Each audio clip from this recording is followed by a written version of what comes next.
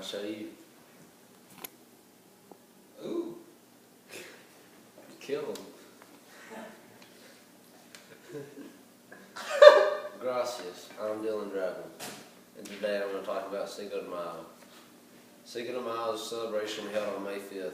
It is celebrated in the United States and regionally in Mexico, primarily in the state of Puebla, where the holiday is called El Día de la Batalla de Puebla. It originated with Mexican-American communities in the American West as a way to commemorate the cause of freedom and democracy during the first year of the Civil War, American Civil War. You may think Cinco de Mayo is Mexico's Independence Day, but you are wrong. Cinco de Mayo remembers the victory of the Mexican militia over the French army at the Battle of Puebla in 1862. Within Mexico, and Cinco de Mayo usually takes place in Puebla, but other parts of the country also take part in the celebration. Traditions include military parades, recreations of the Battle of Puebla, and other festival events. For a lot of Mexicans, May 5th is a day like any other.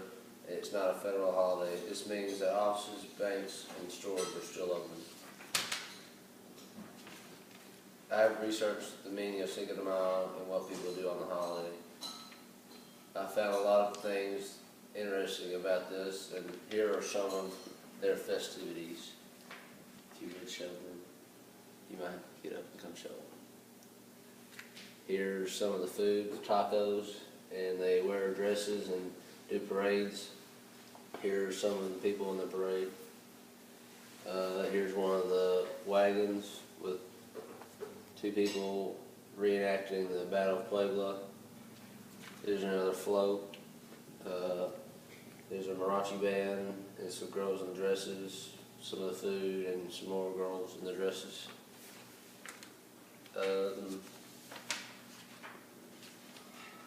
France decided to attack Mexico after it stopped making interest payments for the major debt it owed. It intended to try to make over Mexico and force payment on the debt.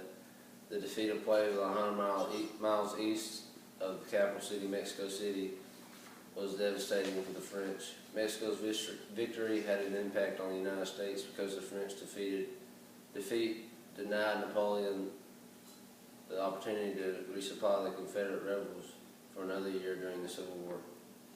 Significance of Cinco de Mayo is that it commemorates the victory of 4,000 Mexican soldiers against 8,000 French forces in the morning of May 5th, 1862 in Puebla, Mexico.